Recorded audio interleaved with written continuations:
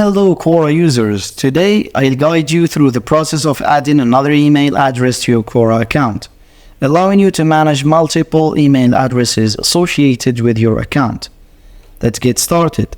Begin by logging into your Quora account using your current email address and password. Navigate to your profile by clicking on your profile picture or the profile icon at the top right corner of the page. From the drop-down menu, select Settings. In the Settings menu, look for the section labeled Account. Here, you'll find options to manage your account settings, including your email addresses. Find the Email section and click on the Add Email button. This will prompt you to enter the new email address you'd like to add to your Quora account. After entering the new email address, Quora will send a verification email to that address. Check your email inbox for the verification message and follow the instructions provided to verify the new email address.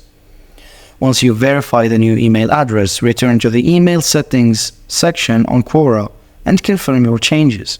Your new email address will now be associated with your Quora account.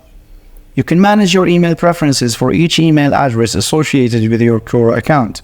Customize your notification settings and preferences according to your preferences. And that's it. You successfully added another email address to your Quora account. You can now use multiple email addresses to log in and receive notifications from Quora. Thanks for watching, and don't forget to subscribe.